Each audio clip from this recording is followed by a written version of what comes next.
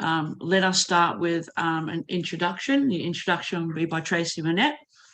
Tracy is a board member for the Canterbury Bankstown Chamber of Commerce, and within the realms of the BRAVE program, which is an equality, we have a 50-50 gender board. And she's also the current chair of the Women's Committee. So Tracy, if you'd like to unmute and welcome everybody today. Hello everybody, welcome to today's first webinar for the BRAVE project.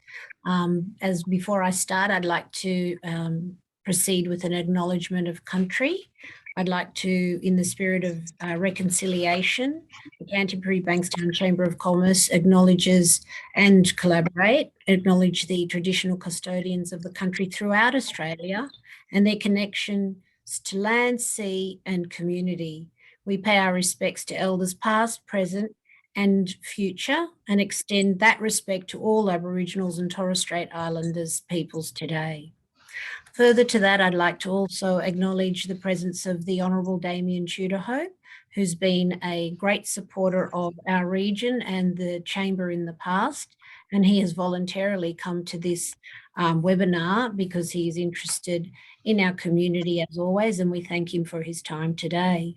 I'd also like to thank Bronwyn and Kylie, both from Women New South Wales, and I would just like to now move on and tell you a little bit about BRAVE. BRAVE for us is a movement. We're very inspired. We've called it the BRAVE project, but for us it's a much larger concept.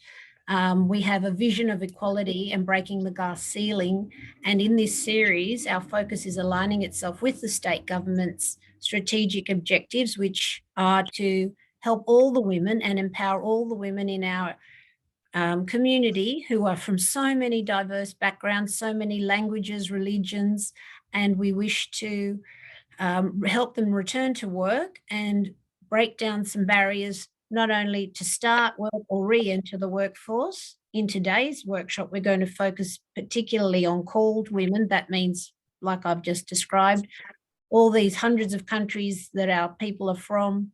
We're trying to help them return to work after injury or disability. Like I said before, I'd like to thank Women New South Wales for the opportunity and also the National Disability Conference. Without them, this project wouldn't have been possible, and we look forward to partnering with you in the future, but we're very excited to kick off today. Amazing. Thank you so much, Tracy. We'll be talking with Hayden. Hayden Payne is the owner and founder of Spectrumite. He'll be speaking to us today from the perspective of disability and visible disability. We're also Sassy. Sassy is a HR specialist. She'll be talking to us today about nurturing an inclusive recruitment process. And we will also be delivering a free checklist, and that's beyond the physical adjustments that a business might need to make in order to have someone with a disability or someone returning to work after injury. It also includes some of the psychological elements as well. So there'll be the format today is some of our speakers will talk. Obviously, if you want to add a comment or you've got questions, there's a you can put your hand up and we'll call to you. This is a lunchtime break, so let's keep it really chill. Let's get to know one another. Let's open up the dialogue. Only through collaboration and open and friendly discussions can we really start to not only have an impact in the daily lives of the women that we seek to help, but we also need to start breaking down cultural barriers, bias and discrimination in our communities on a much bigger scale. So the Canterbury Bankstown Chamber will be attacking the issue from every level possible, and with the support of our committee, our volunteers and our partners, we believe that we can put a big dent in this issue, and we're very excited to start today. Can we just start with a poll question? Now, Leah from the CBCC will be our administrator. As you know, with all of these things, we need to collect a little bit of data, but also to gauge where we're at and where we move to, and whether we were helpful at all. Because whatever happens today will also drive what happens tomorrow. The results, we think it's really fantastic that everybody wants to be part of the Brave movement. Like we said, with participation, we can start to shift our attitudes. As we expected, we also know that there are chamber members that have joined up today whose job it is to find people employment places. And we know that that's important. As a community of business owners, we know how there's many organizations that want access to us, and to have us employ you or your participants from NDIS or whomever else you would care for. This is our way of saying we, the chamber, and our members are open to helping in this regard. But many of our members want to know how, and they'll be joining us to find out how as well. We know Damien, good friend of mine. I'm going to throw open to you today, Damien, and see what brings you to us. I know you like to chat, but just remember, 45 minutes. Thanks, Jo. Well, this is an important issue for government to deal with, because one of the principal problems in relation to any workplace where injury does occur is the manner and the speed with which we are able to get people to return to work. The return to work rates from iCare have been stagnant in terms of, or intransigent in terms of their movability for a long period of time. And what we need to do is get different solutions for, and that's why these forums are so important, different solutions for how do we transition people from injury to return to work in a way that sometimes doesn't exacerbate the injury. One of the biggest problems that the government has is dealing with mental health as a growing subset of injuries, which seems to be very, very difficult to get people who are off work through mental health injuries to return to work. And that is something that I think groups like Chambers of Commerce and your Chamber of Commerce should have some input into, is how do we transition people from mental health injuries to a circumstances where they feel safe and in the manner in which they can return to their workplace. Thank you so much for that, Damien. Then you've come to the right place. This discussion is going to go there. That topic will be covered in this session. In the next session, we'll be looking at including workers that are coming off compensation.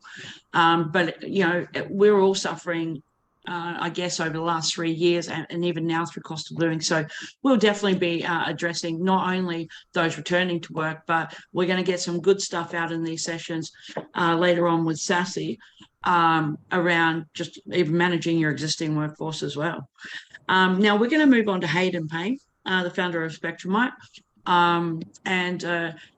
He's also been a friend to the Chamber for quite some time. We first met back in 2019 during Disability Week, and we welcome him here today. Thank you, Hayden.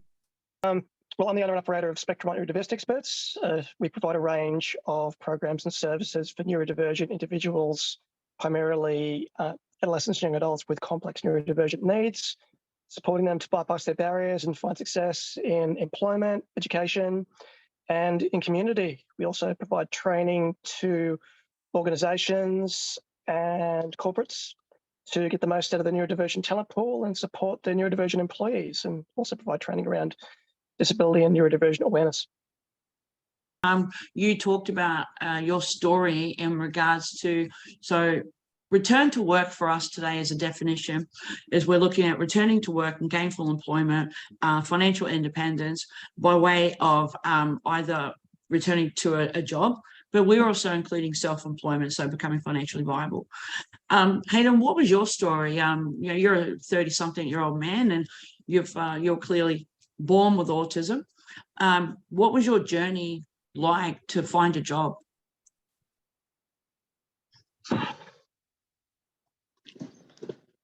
I'd say it was a very long and frustrating process of not only trying to find the appropriate job and position for my skill set, but also to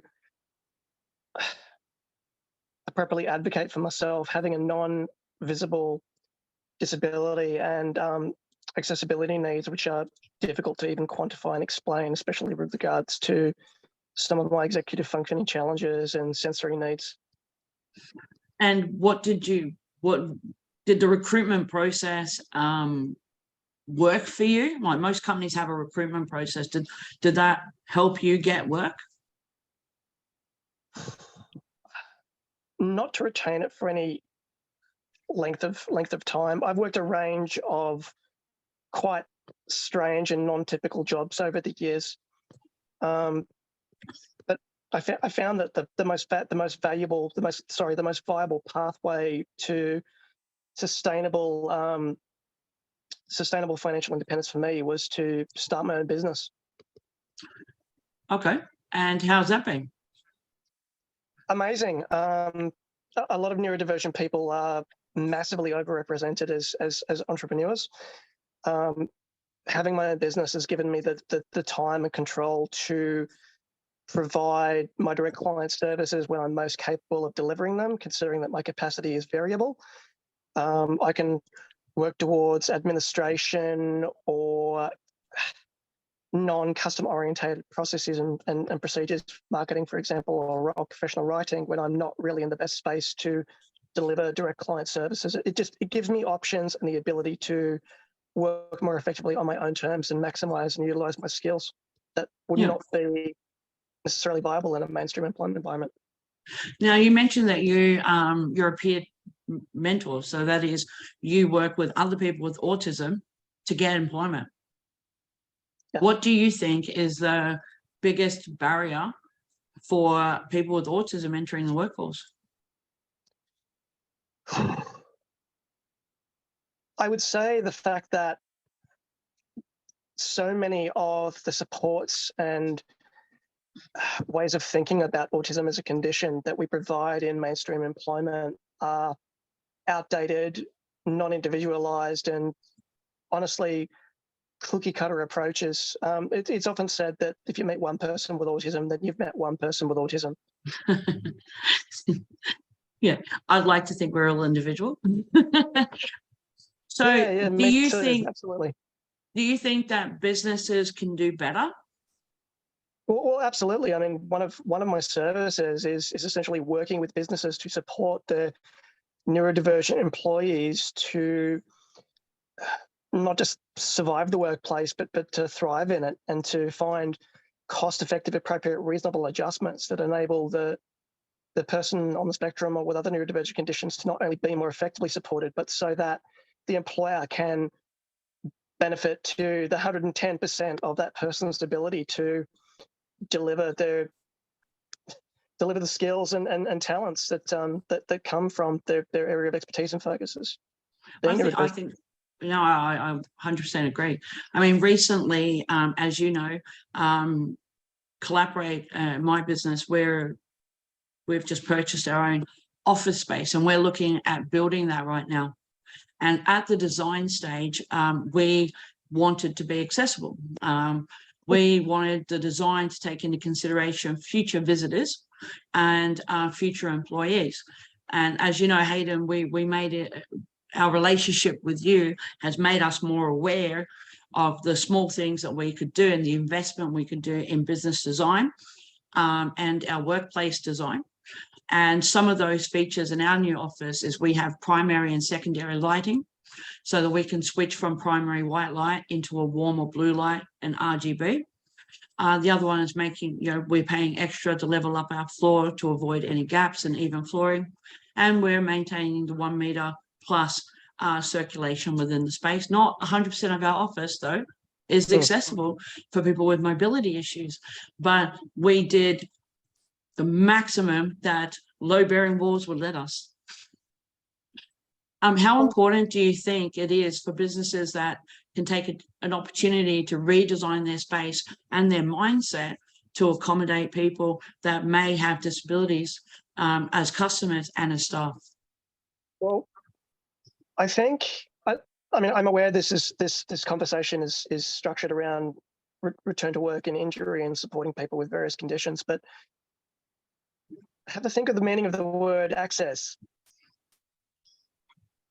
Accessibility is a great general business concern, because if you are in a position to provide services to a customer base which another service may not be able to provide access to, then you're in a position to appropriately service them where other portions of the market may not be. And it can assist. Sorry, I'll just find my notes. Honestly, just from a general service provision perspective, accessibility it's a great consideration, because the more options, channels, and pathways that you have to share, disseminate, and service and provide information in your products, the more channels you have. I mean, think how many customers are you potentially excluding if the process to acquire your service involves a drive, a walk over 50 meters, a set of stairs, tight aisles that aren't work or are wheelchair friendly, and a printed booklet in a technical language or small font, and then a verbal interaction with a customer rep. Yeah, so I think, you know, and I'm sure you agree that when we make considerations for future workers, we also have an added benefit of potentially inviting new customers into our businesses. Yeah, absolutely. I mean, that's essentially the core part of disability-oriented accessibility. You're allowing people to not only access your service, but access your service in a way which they find is appropriate for them. Well, we know that, you know, a lot of businesses are under a lot of strain, and we know that inflation is putting a lot of pressure on the cost of goods, and wages is one of those. You know, recently we've seen the government increase the minimum wage. We've seen them at the same time, they thought they should increase superannuation as well. And our cash flows are under an enormous amount of pressure. We know we need to bring in skilled migrants, and right now there are 1.8 million women not working or underemployed. And within our community, are they even looking for employment? And in Canterbury Bankstown, which is, you know, a very successful multicultural community, there are still reasons that women aren't returning to work. And I know, for example, one of those is going to be, you know, not necessarily around injury and disability, you know, but, you know, whether it's been pregnancy or cancer, or whether it's a cultural, or they had children and now they can't get back into the workforce at the rate of pay that they were paid before. It's like starting again. Now, our series are going to address all those types of things, but, you know, today we're talking about injury and disability, but not all injury is, you know, permanent. So how do you think that by making adjustments for disability, we're also helping other people with other needs from us? One of the side benefits of that is that we essentially had to provide the opportunity and access for people to work from home. We had to change the nature of our service delivery to accommodate people who physically could not leave their homes. And as a result of that, a lot of people with disabilities, especially related around mobility and community access, were suddenly able to compete on a more even playing field with the remote working environment, because the disability is no longer presented an imposition to an employer. That's probably a beautiful place to end, in that one of the benefits of COVID was that we learned how to use technology in order to be able to work remotely, and that could be an amazing benefit for women who are looking to return to work after injury, or work through their injury, through their rehab, or just work from home generally. I think that's fantastic. We'll leave you now, Hayden, for a minute, and we'll bring you back for question time. I'd like to introduce you now to Sassy. Sassy as our HR specialist at the Chamber, and we call on her from time to time. I think the last time you did a live webinar was the very first episode of CBCC Live TV during COVID. So welcome back. Glad to have you still with us. Thank you. Thank you so much for inviting me today. I thought about this topic and I thought, what a great topic to talk to from a HR perspective. Obviously, we do a lot of recruitment as part of our jobs, and part of our job also includes, making sure that we have a workplace where well-being and health and safety and employee happiness is fostered. So I thought this was a great topic to start from also. What I want to talk about today is building and nurturing inclusive recruitment practices. And I've broken it down into 3 sections: reasonable adjustments, which we have spoken about a little bit already, protected categories and legislative considerations, and advertising inclusively. First of all, considering reasonable adjustments, this is something that you want to do before you even begin your recruitment campaign. So before you go out to advertise your workplace and your job as inclusive and talk about diversity and all these wonderful things in your advertising and promotional material, you should consider whether you can accommodate all candidates. You should also, of course, consider that your environment and interview practices are accessible to all applicants who wish to interview with you before you go ahead.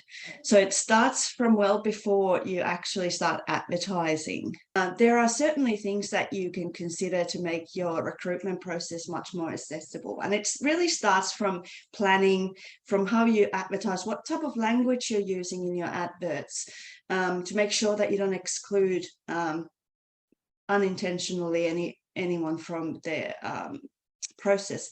So what is reasonable? This will be different for everyone, of course. Modifications may be too expensive, difficult, or time consuming, which could result in what they call unjustifiable hardship.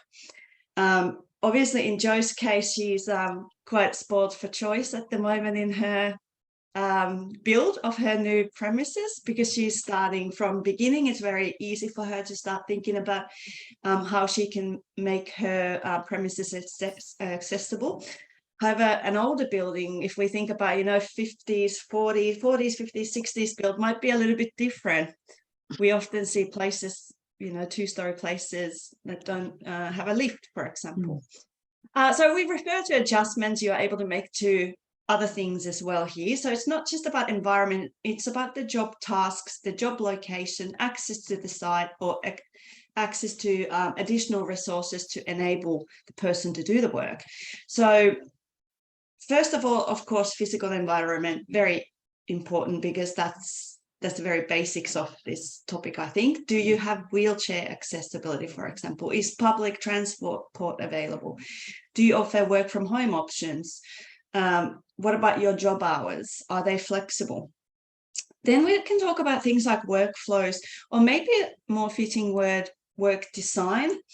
So think about things like breaks and the flexibility you can provide in the way that you do your work or deliver your services. So offering flexible hours or days is really a good place to start. But can you think beyond this? Things like break times.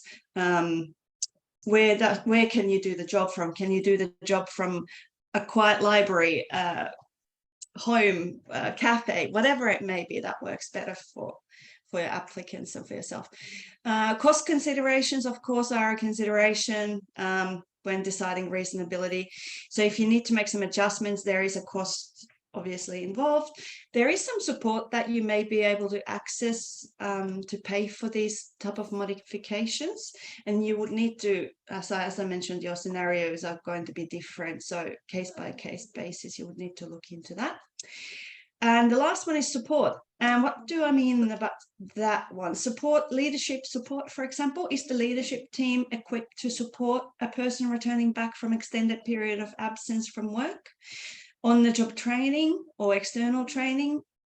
Your person returning back from an extended period of time off might need some additional support. Technology, for example, who knew we would have things like ChatGPT and things like that a couple of years ago? There's a lot to consider. The other thing is about job design and support from leadership. Are there processes that you need to change or you can reasonably change to accommodate people with different needs? And we have touched on it a little bit. So physical and psychological injury, of course, requires different considerations when it comes to return to work. Yeah. Wow. Well, you know, at Canterbury Bankstown, we like to ask the hard questions no one else wants to talk about. I'm an employer, and you know, sometimes and I'm hiring, you know, and I want to know, okay, what's reasonable, because while we're tiptoeing around employees and all of their rights, I know that a lot of my colleagues, like my friends that also own their businesses, and you know, throughout the chamber we talk about these things. That's why we come together, people that understand what we're going through, how much we're paying in taxes, how many of our staff are taking, you know, sick days to take mental health days. And my day, I'm Gen X. You suck it up and you go to work, you know. And we've got this intergenerational difference. All these things we have to consider: changing laws, increasing this. What's reasonable to expect of a small business owner? I mean, big corporates have massive infrastructures there to support thousands of workers, but an organization like mine, where we are 5 to 8 people, it takes everything as it is just to manage staff every day. Where's the lines here? Yeah. Are you asking, Joe, in terms of, you're probably not asking in terms of cost, but in terms of, I think cost is the least important part, and yet it's one of the things that disability employment services hammer home. Oh, they're going to give you some money. I don't want money. I want good culture and high productivity, and I want my customers to be happy, and I want them to keep coming back for more. That's what I want. You give me any worker that can secure a good culture, a high profitability, and good customer service. I don't care where you're from or what your background is. I'll take you. HR point of view, as I mentioned earlier, the support that your leadership is able to provide, that consideration needs to go into your planning. So how much time can you dedicate? How much support can you, training, all these things that you need to think about before you bring someone new on board. But Hayden's put his hand up to answer this one for you. Yeah, and that this could be a sensitive topic for many people, both for business owners and for people with a disability, whether they are consumers or employees. But it is absolutely a necessary conversation to have. And unfortunately, there are barriers due to fears of potential discrimination. From the business perspective, can I reasonably meet this need? Do I even know what the needs are? Is it appropriate for me to even ask what the needs are? And conversely, employees with a disability are often feeling cagey about asking for reasonable and necessary adjustments because they feel that assumptions could be made about their ability to do the work, or can the business afford to reasonably do this? So it's unfortunate that there are barriers from both perspectives, often preventing these necessary conversations being had. But in terms of the language and the line, so to speak, the line's going to vary from disability type, persons within that disability type. Some people with a disability are comfortable with outdated and, to many people nowadays, extremely inappropriate language, and they actually prefer those labels being used, to the point where a third-party observer might think, oh my God, this is completely unacceptable and beyond the pale. But if you've got an established relationship with that consumer and that's what they're comfortable in terms of the language being used, then fair enough.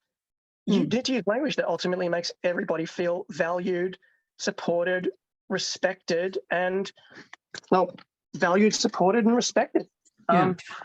So where we're just mindful of time, Damien said at the very beginning, you know, where we were looking at injury, you know, what is injury? you know, is injury they've had a breakdown, you know, is injury that they've been the subject of domestic violence and they've been controlled for quite some time.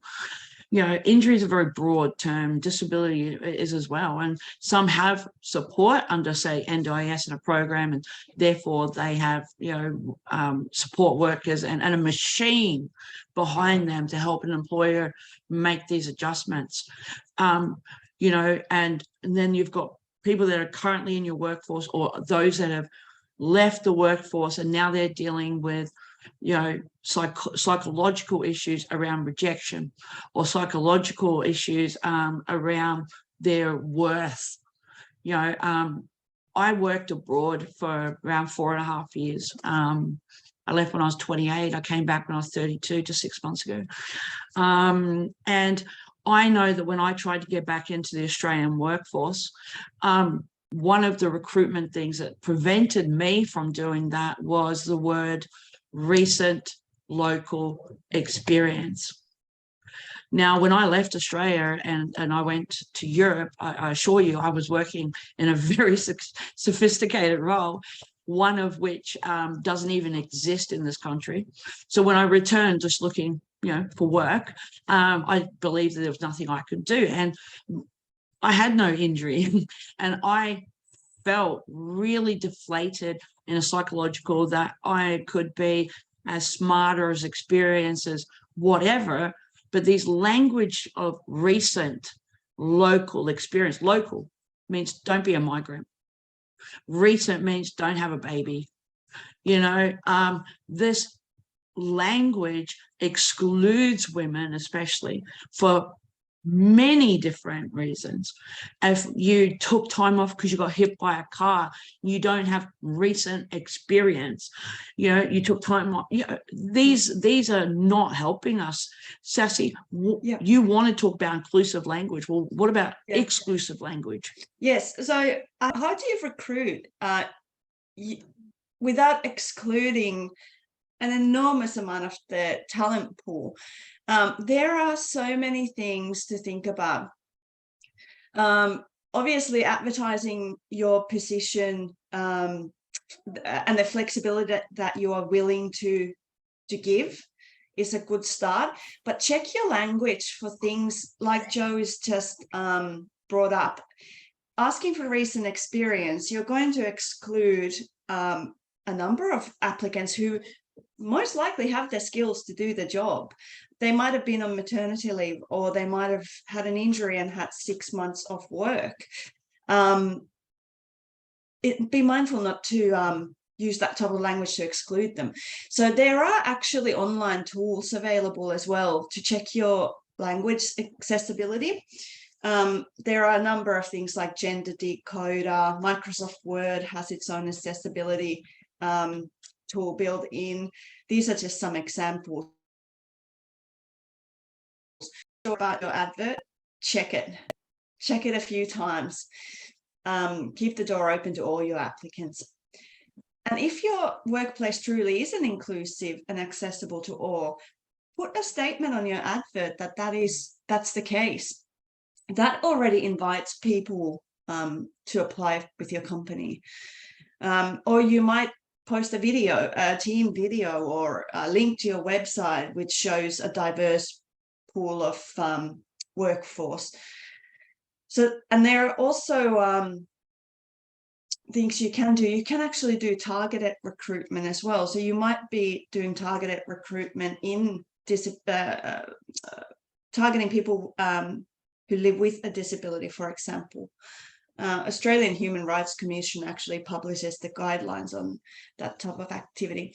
Now, protected categories and advertising, these are the no-go zones in your advertising. So why are we talking about this? So employees and prospective employees, which are your candidates, have the right to be free from discrimination based on these protected attributes. And you can clearly see here, family or carer's responsibility, pregnancy, physical or mental disability, age. These are all things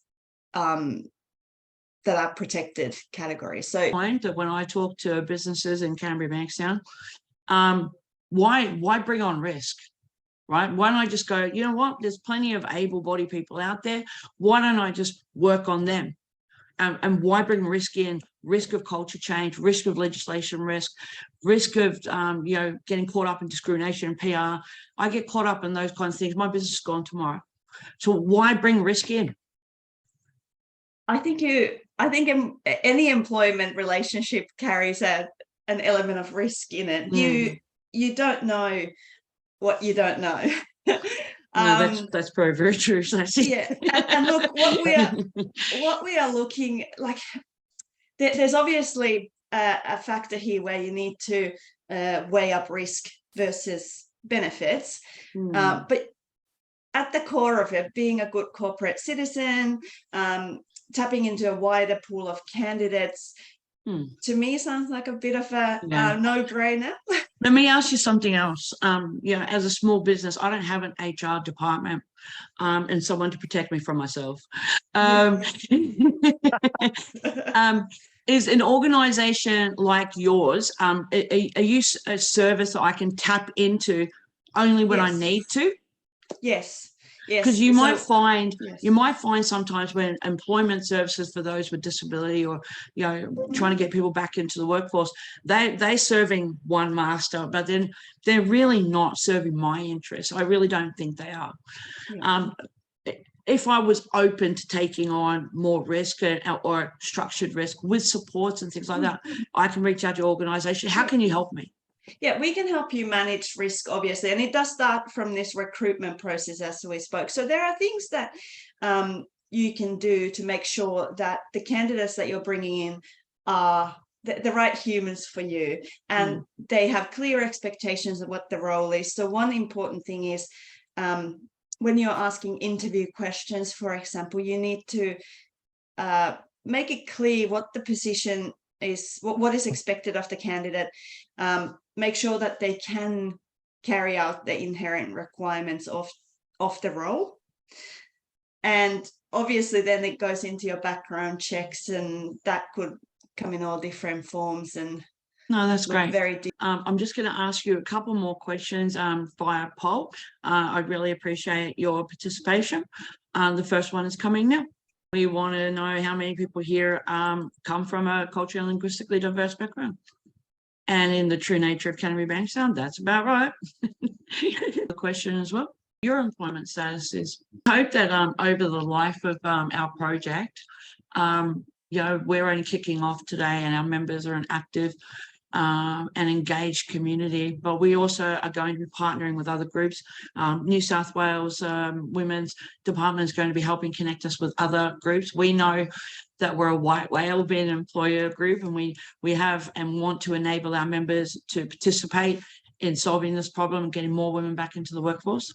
What we saw at the very beginning is everyone wants to be part of the movement, and as part of the movement, we're in positions of power and we can make a difference tomorrow. You can, and then we'll also be monitoring the actual tangible outcomes our improvement has in place. Now, all right, we're coming to an end now. So I understand if you need to drop off because we promised you a lunchtime, but does anyone have a question for us at all? A very informative session. Good on you. I believe that Wally has spoken to you and you'll be opening our new office, right? Sure. Excellent. Well, it's just in 3 weeks or 6. We don't know. Okay. No, I'll look forward to it. Thanks, Joe. Thank you very much. All right, everybody. Thank you so much for joining us. We'll be sending you a checklist to your mailboxes. Please distribute it to as many possible people. We want them thinking about bringing them into their business or into their workplaces or enabling them, at least from a cultural perspective. Thank you, everybody. Take care.